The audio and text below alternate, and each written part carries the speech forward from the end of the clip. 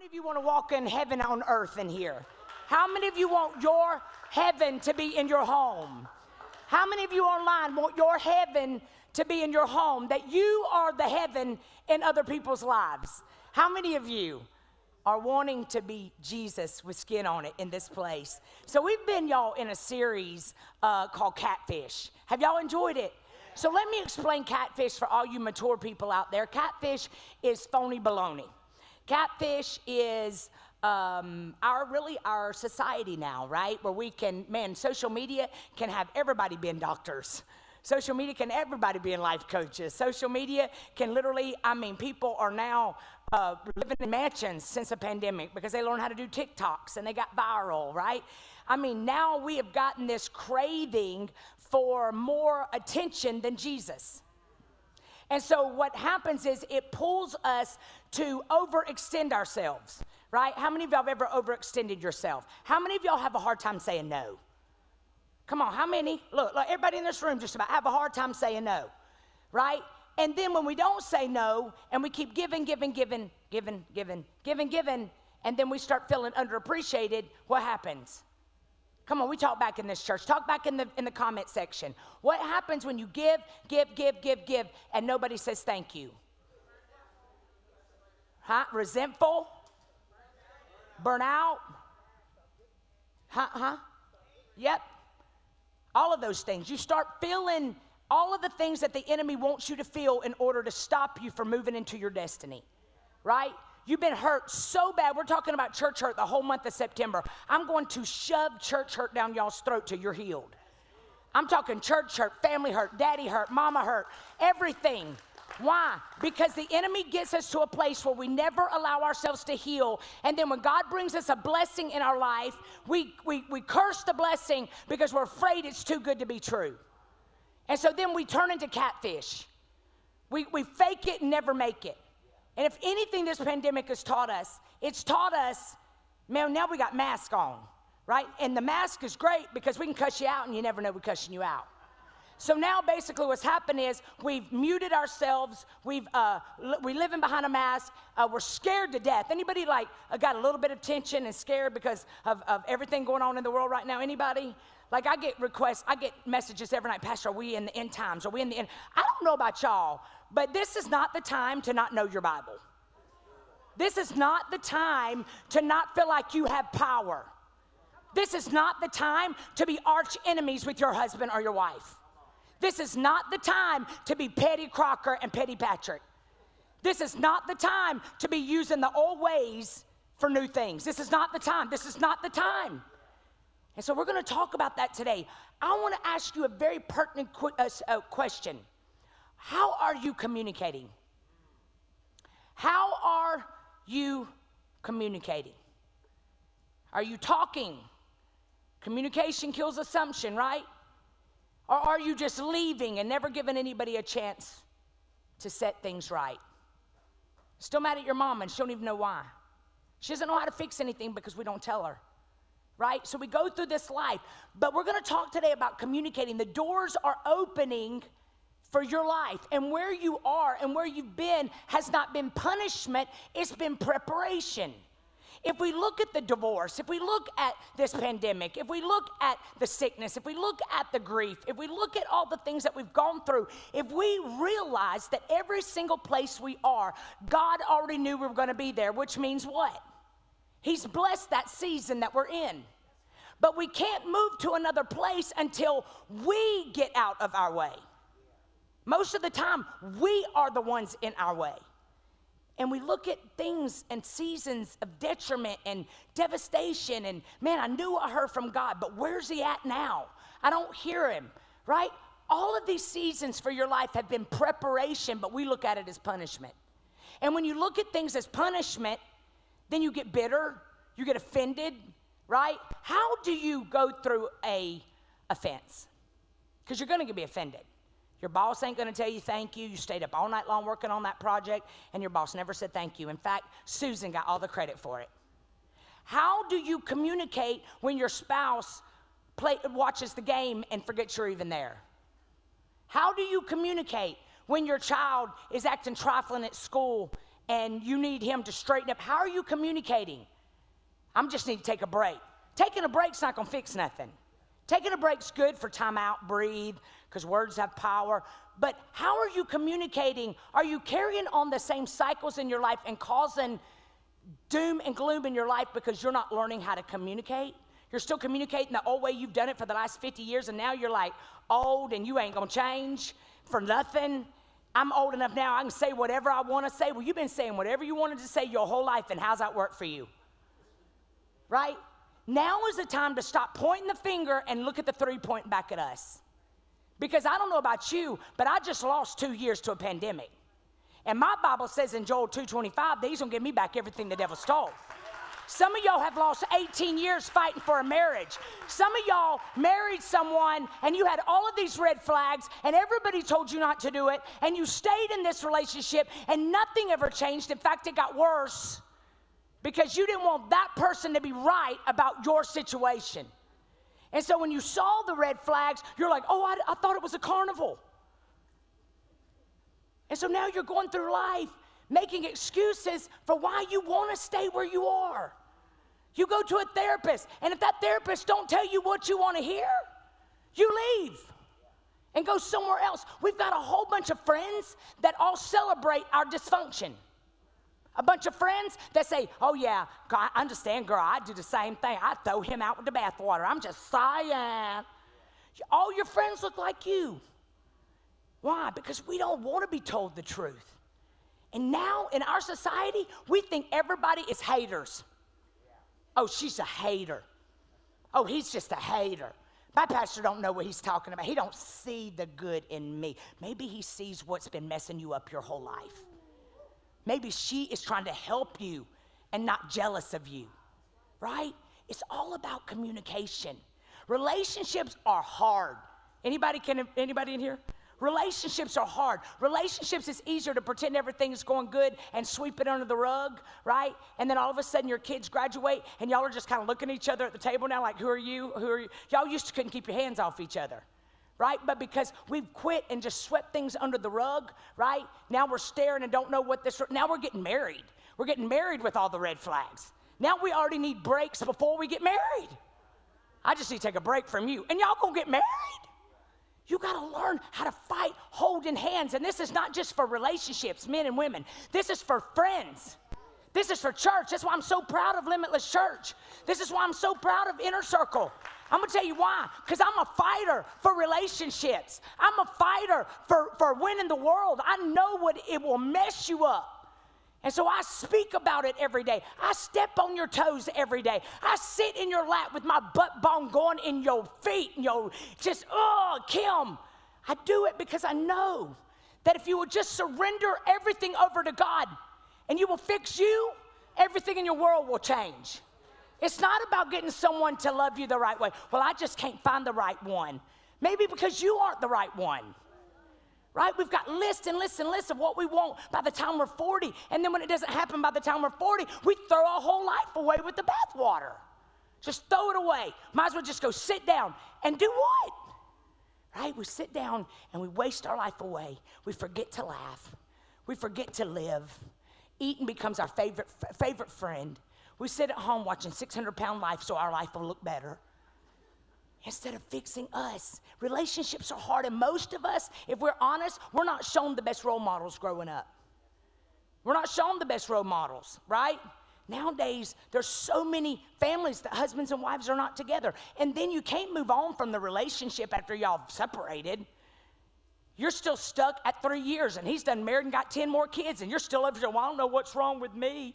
Why he could just move on and I can't? Because you keep staring at his page. Because we're over here breaking our own hearts and not allowing God to heal us. In this whole series, y'all, we've been talking about how to improve our daily efforts to have better relationships. You know what I've discovered? I've discovered that communication kills assumption. I've learned to stop saying things whenever I'm mad. I literally, when I start feeling offended at stuff, y'all, nowadays in this society, we get offended at people we don't even know. We think posts are about us. I know she's talking about me. She ain't even thinking about you. She's actually posting for herself. But it's getting you. Why? Because God is saying, you won't listen to nobody else, so let me let a post or a meme help you. Right? But we don't want to fix it. So in these series, we're talking about having healthy relationships. And y'all, I want to start with this story. Listen.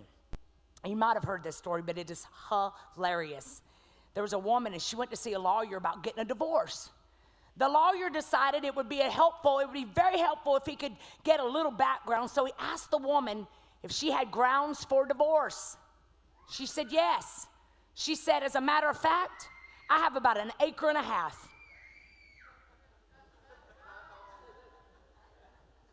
You have grounds for divorce? I got 1.5 acres. He replied, perhaps I was not communicating very well. Let me try again. Do you have a grudge? The woman said, no, I don't have a grudge, but I have 2 double carports. He decided to try one more time. Does your husband beat you up? She answered, no, generally I get up before he does. Basically, the point is he realized that these are 2 different people with 2 different approaches, and they both hear differently. So today, I want to talk about that. I want to talk about how to listen instead of listening to communicate. How many of y'all listen to communicate? I'm listening so I can answer you. Some of your kids wouldn't be so bad off if you would just listen and not try to explain why you didn't stay with their dad or what their dad did, trying to make yourself look better, and instead you're injuring your children because you can't just surrender, right? So we all do this, and we laugh at this story. We laugh at it, but communication has been a problem ever since Adam blamed Eve in the Garden of Eden, right? He blamed Eve, she blamed Adam. Whenever 2 people start talking, there are at least 4 messages sent forth. This is in your friends' zones. This is in your church. This is in your small groups. It's going to be in your connect groups. What he meant to say and what he actually said, what she meant to say and what she actually said, add to that with what she thinks and he thinks, and there's where the trouble starts. I'm going to help you this morning. I'm going to give you the right questions to ask. I'm going to help you communicate. I'm going to help you get rid of your pride, okay? Y'all listen to James, the brother of Jesus, in James 1:19. It says, understand this, my dear brothers and sisters. You must all be quick to talk. To talk. To talk. You must be quick to listen and slow to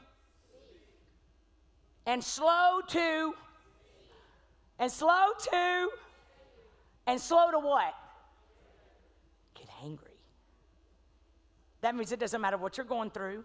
I'm not going to let you remove me from my place of peace. Kim, that is impossible. That is easier said than done. Because, girl, listen, I spent my whole life suppressing it. And when I finally had enough, ain't nobody. I ain't got to say nothing. It's the face. The face. I ain't got to open. It ain't the words. You got to worry about my face.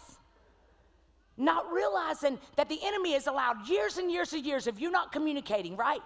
To get to a place now where you get angry at everything, right? And nowadays we've raised our kids to be brats. Anybody else? If they don't get their way, they're brats. Now we're sending them into the married world. All they've seen their whole married life, because you didn't want a single parent home, is y'all yelling and screaming at each other. Yelling and screaming. All they knew was Jerry Springer. In fact, now when they see Jerry Springer on TV, they're like, oh, this ain't nothing. Because we don't learn how to communicate. We don't feel. I think at the end of the day, it's about us not being or feeling worthy to communicate. Like we don't feel worthy to be heard. We don't think we're good enough. Because maybe your daddy didn't fight for you, your mama didn't fight for you. Maybe you felt like you were always overlooked. But it says to be slow to speak and slow to anger. The key to a good relationship is in the ear. That means you got to communicate. You got to listen. Y'all, you heard me right, married couples. It's not in the bedroom. It's in the ear. Because here's what happens. It's cool to have all the connections, but once that connection, 10 years down the road, and you lose that, y'all don't even like each other. I think the real key to relationships is like. You gotta like each other. Like, you gotta be like, hey, you gotta be able to tell jokes to each other. You gotta like each other enough that when you wake up or you see him on the bed, you're just like, is he not the cutest thing ever? When she wakes up, she's got her moo-moo on, her hairnet, and she's walking through the house, you're like, that's my best friend. Hey, best friend. Right? You gotta have that connection so that y'all actually like each other, that you're friends, and it starts in the ear. You're best friends, right? If you ain't got no friends, it's because you're selfish. You heard me. Because relationships, they matter. Why do you think women can't get along? Because women, man, when we come together in a sisterhood and we're celebrating each other and we're cheering each other on and we're so proud of you for writing the book and we're so proud of you for starting the t-shirt company, we're sharing it, we're doing this, we're doing that. What is it? It's a sisterhood. When people come together, and so what does the enemy do? The enemy gets you so caught up in being hurt that now you've erected all of these walls up in your life and you're all by yourself. And then a pandemic comes and you have nobody. Because you've never allowed the walls to come down in your life because you've lost the art of communicating. So we really shouldn't be surprised that communication is a big problem in our world because we've lost the inability to say what we mean and mean what we say in love. We hold it in and then we combust. We combust. And you know what I remember? It said, what was that saying when you were little? It says, sticks and stones may break my bones, but words will never hurt me. That is a lie from the pit of hell. Y'all, it's bad. I will take my heels off and my shoes when I hear a man hit a woman or a woman hitting a man, because it happens. But I don't think it's even as bad as the words that come out. When you start calling your spouse or calling your friends names, out of their names, you start calling them. Y'all are going down a slippery slope. The one thing that I've recognized in the last year, God's really brought incredible couples in my life. Great couples that stinking love each other. They like going to Miami together and they ain't drinking and partying. They don't have to drink every night just to be in each other's presence.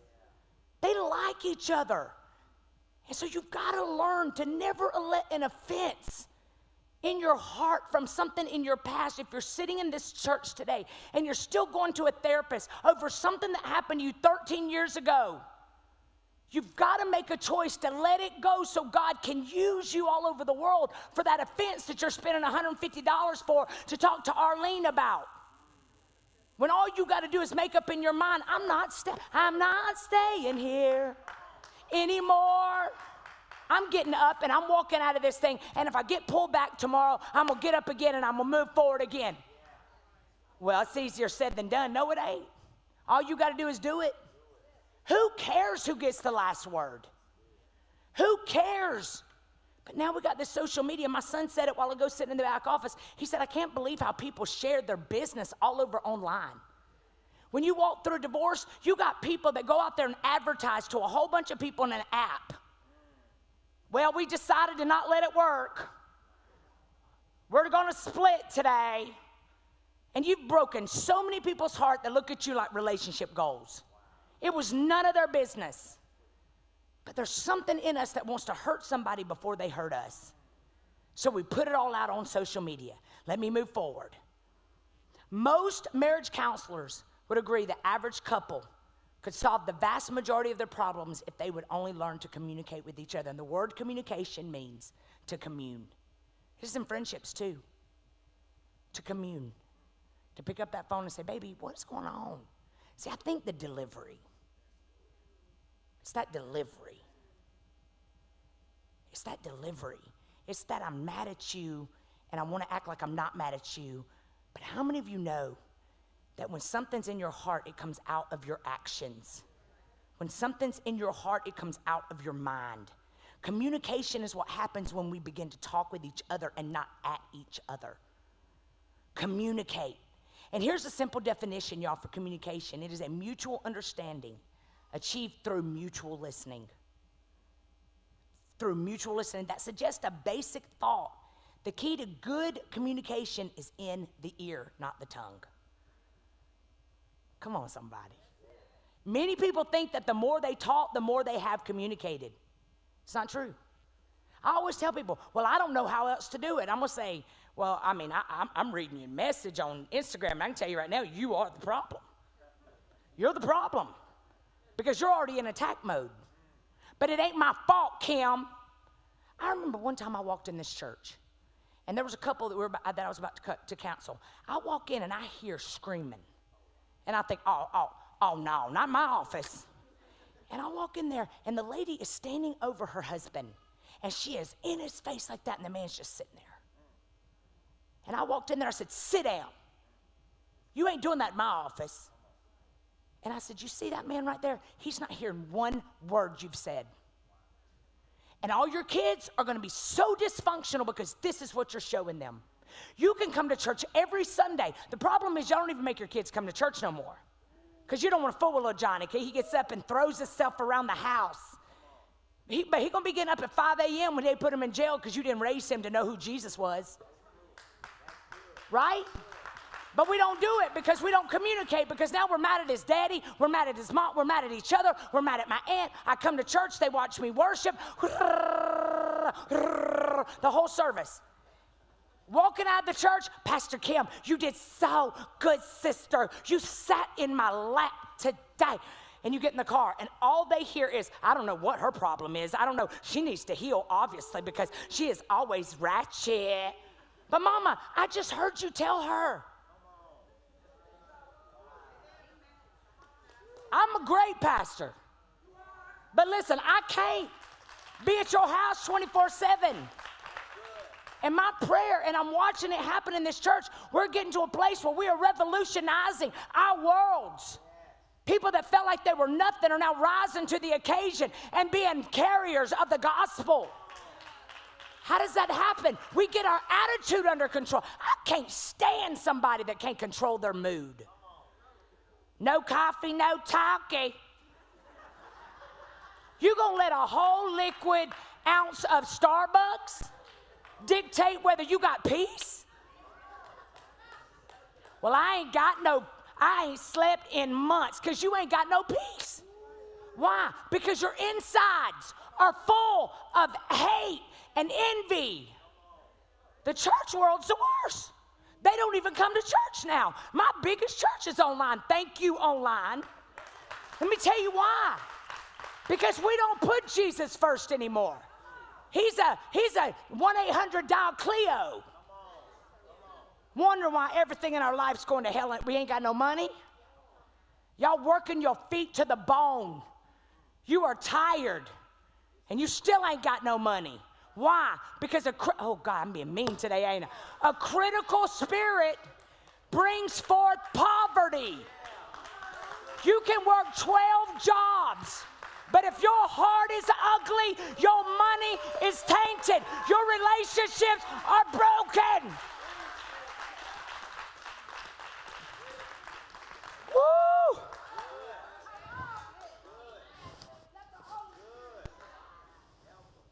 Well, this is just who I am. Take it or leave it. Everybody's leaving it. When your heart is right, you ain't got to do no Facebook purge.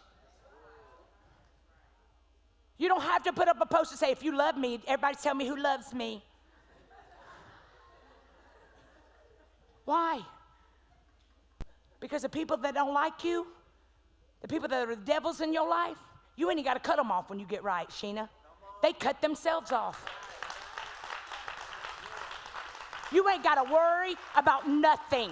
You ain't got to worry about what will come out in the future from your past. You ain't got to worry about what they used to know about you. Baby, when you get your heart right, you ain't got to go back and right the wrong. Your wrong is fixed.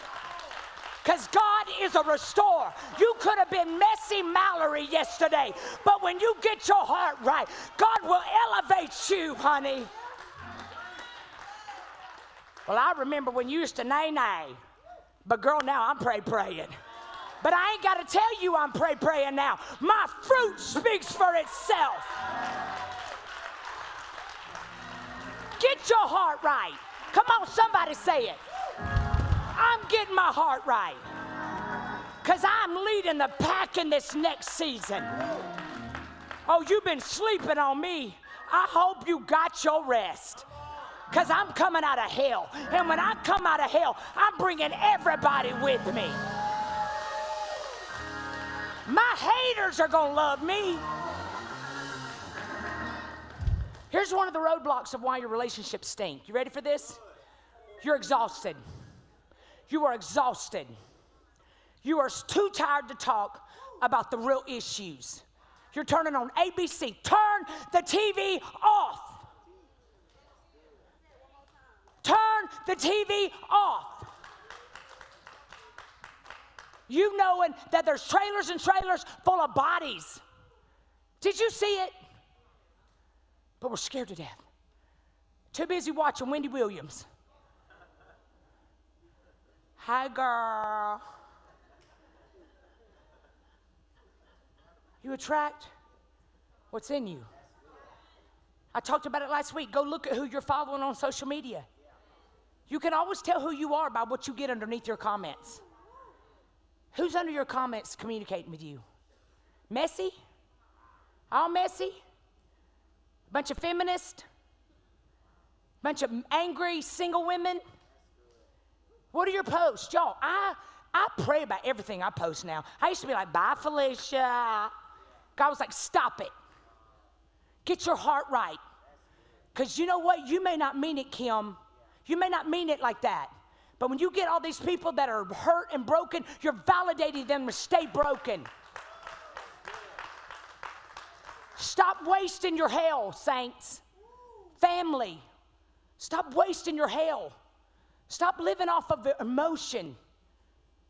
Stop putting your hurt on other people. Stop bleeding on people that didn't cut you. Get sleep. You got to take, this lady I know, she takes 10 Ambien. She takes like 5 sleeping pills and she still can't sleep. I was like, girl, I would fall at the feet of Jesus. You got so much junk going on in your life that you got to take all that to calm down. Whew. Nowadays, one of the reasons that we're exhausted is because we overcommit. You can't wait to go out on Friday night and look cute for everybody. You spent all week on Shein trying to find an outfit. Tracked it all the way this week because you needed it Friday night. But you ain't one time been on your knees. You ain't tracking Jesus. We've got we got Instacart now. We do everything to save time except spend time with Jesus. We get ahead of God in our ministries. We get a little few likes and we're like, now I'm walking up in the church. Didn't you see I have hit 100,000 followers? I'm sure you have a VIP seat for me. No, we don't. We don't have any reserved seats in our church. Have a seat wherever you want to. Because being famous on social media is like being rich in Monopoly money. Have a seat. I care about your heart. I want you to get to heaven and hear, well done, my good and faithful servant. The second reason, number one reason that your relationships are going to hell in a handbasket is exhaustion. Number 2 is materialism. Materialism. We want the greatest of everything. We ain't never happy. You ever seen those women that buy all this furniture in their house and then about 2 months later, they're trying to buy something else because they bored? Shopping, bored. Nothing fulfills them. Closets and closets and closets. Now, I can't hit this because I still have tickets on some of my clothes. But we buy, but I am very frugal. Y'all hear me? I shop frugal. Some things. But materialism, this is a common problem, y'all. We want. We do Air Force Ones. I tried to buy my staff some Air Force Ones because I like to bless. I couldn't even find them. Sold out. I'm thinking, I wonder if these people are tithing. 10 cents on those, $10 on the 104 they're spending on these Air Force Ones or Air Force Ones or whatever. But see, we've got our priorities wrong. I got to look good, right? Here's roadblock number 3, technology. You ever walk in that place and you see everybody on their phones? My bad. I do it. We taking pictures of our food. We put it up on Instagram. They can't wait. Because we want approval from people we'll never meet. And letting the relationship go to hell in a handbasket. Tired. Trying to make it. Trying to become successful, be successful. Spend 18 hours trying to do a TikTok today. Because you got to do all those different there. Oh, Jesus, by the time you get it up, you get 5 likes. When if you had stayed on your knees and started getting your heart right, you would have become contagious. You would have had some oil on you. When you walk into a room, everything changes. Why? Because you're so awesome. Because you've spent so much time with God that you're oozing out of your pores with Jesus juice. Your liquid love coming out everywhere. Number 4 reason that your relationships are going to hell in a handbasket is accumulated grievances. You're angry. You're resentful. I think for a long time we just neglect relationships. You could say that about most couples that have problems. Little things build up. That's why the Bible says in Ephesians 4:26, don't let the sun go down on your wrath.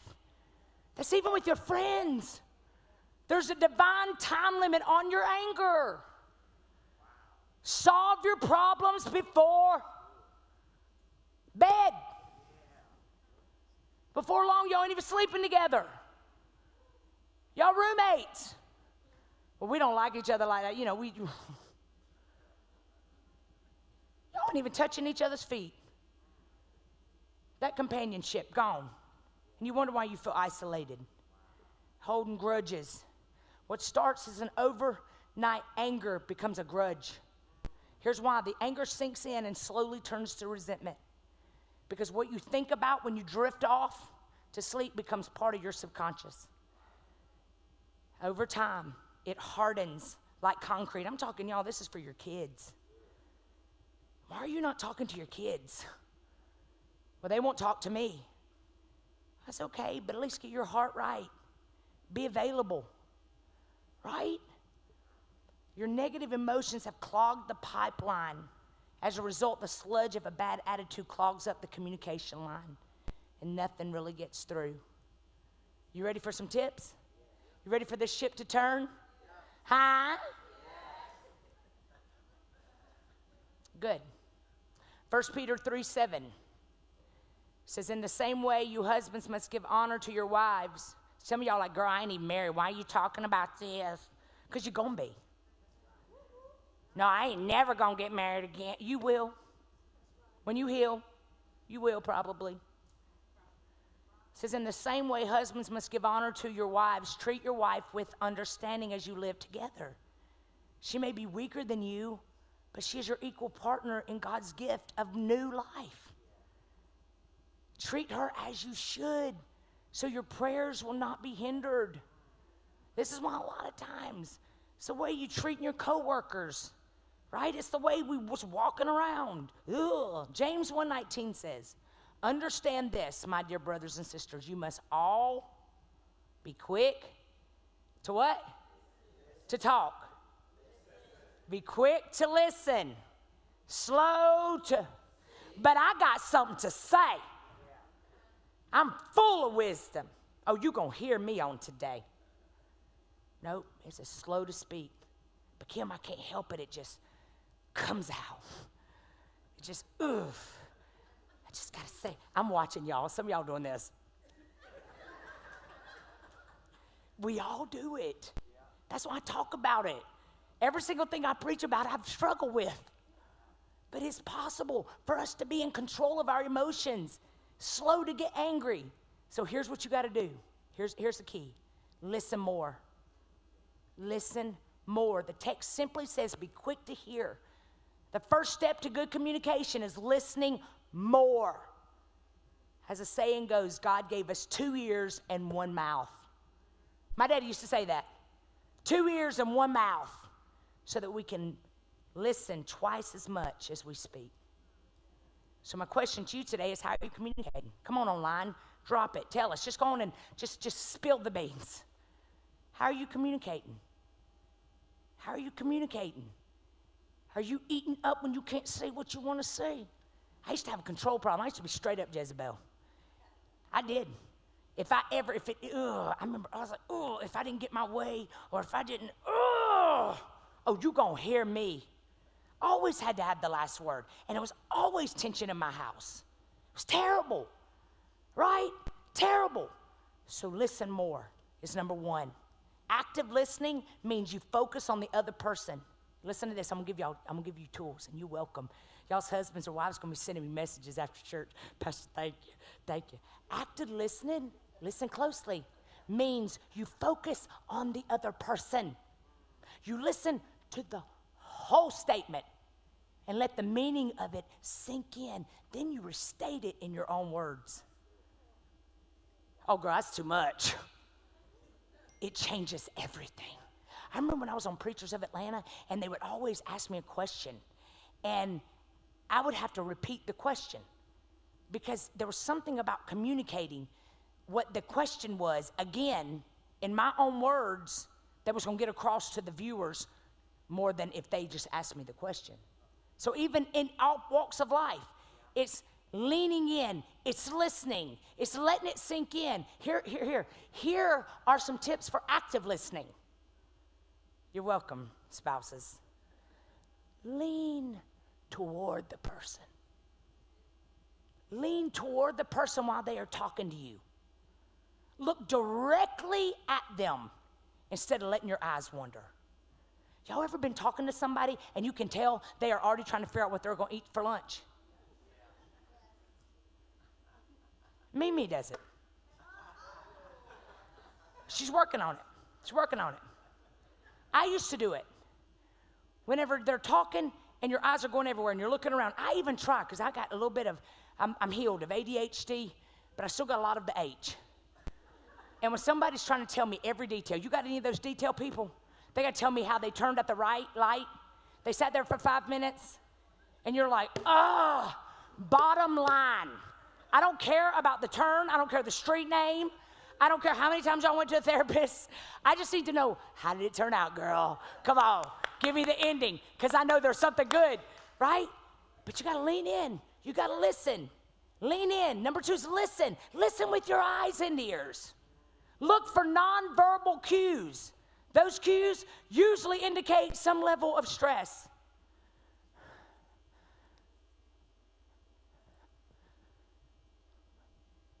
Lean in.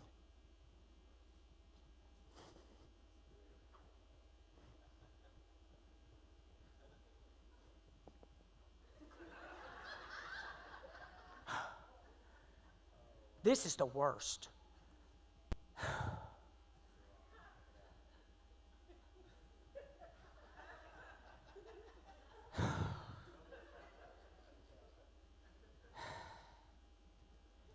You're in a heated argument with your loved one or your child.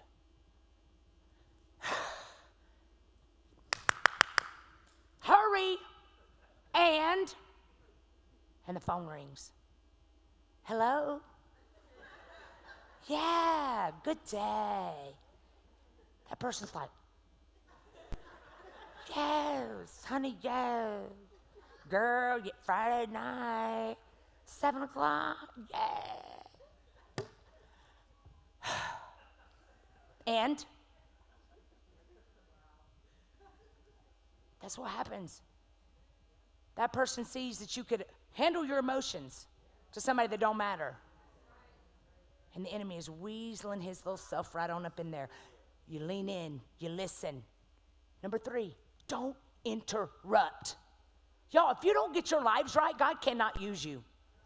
He can't. How's he going to use you for the world when he can't even use you in your house? No coffee, no talking. But yeah, you want him to use you for the world. You want him to let you be a boss of a CEO that you got to go up and turn the alarm off at your office at 3 o'clock in the morning when it goes off with ADT. But no coffee, no tie, okay. Oh, but you're going to get in that car and you're going to go in your house road. It's the little areas that we just let run out of control. That the enemy weasels in. It says the little foxes, JJ, it says the little foxes spoil the vine. Don't interrupt. Period, don't interrupt. Just don't do it. Don't finish someone else's sentences either. Stop trying to tell me what I'm saying. You know those friends?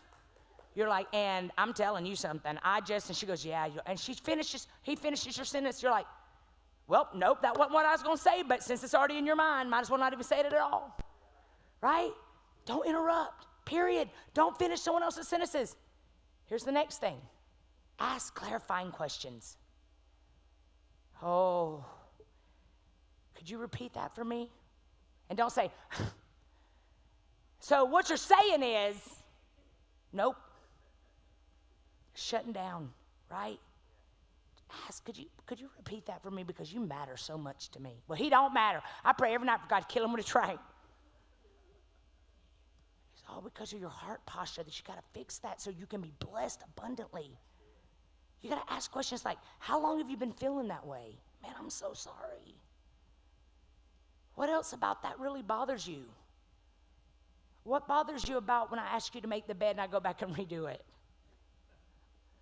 What bothers you about whenever I don't put the toilet seat down and you fall into it? What bothers you, right? Instead of walking around angry and he hears you telling your mom on the phone, I don't know how I'm ever going to teach him nothing. And then wonder why there's resentment there. Here's the next one. Don't plan your response while you're listening to them. The Bible says be slow to speak, slow to anger. Learn to listen. When you are finished saying something, just say, let me see if I can put this in my words because I want to understand this. Now, it might sound like you're being petty for a second, but your body language and your delivery matters. Ask clarifying questions. Don't plan your response. And when they are finished saying something, say, let me work on that. Work with me. I may not do good tomorrow. I might fail again tomorrow. I might mess up tomorrow. Even in relationships, y'all. Maybe you're in a terrible relationship. And now God's brought you a gift. They're great. You ever seen those people, man? They got like the greatest husbands. But yeah, they're so afraid of losing them.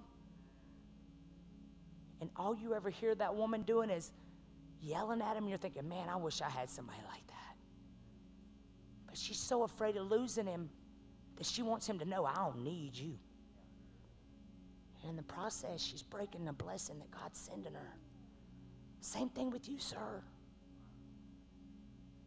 You don't show your spouse a picture of something hotter than her and say, oh, she would never date me. Instead of just looking at her and saying, man, I think your hair would look good like this, Mama. Won't you switch some things up? Ask yourself, how are you delivering? Are you using manipulation? Even with your kids. You can play with me, Ralph. Proverbs 18:13 says, talks about answering before listening is both stupid and rude. Some of y'all missing out on a lot of good things in this life because you won't let go of bitterness. My daddy used to say, you get a whole lot of honey. What was it? You get more honey from come on, oldies, y'all. You get more bees with honey than vinegar. Something like that. Y'all get it.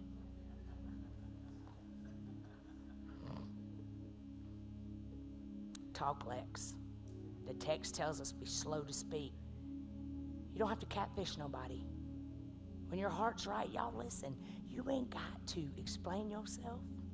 When your heart is right, it don't matter if they cancel you. You get on the cancel culture bus. You ain't even worried. You're like, it's okay, y'all go follow whoever. It's okay, because I know my heart's right. How do I know my heart's right? Because everywhere I go, my fruit speaks.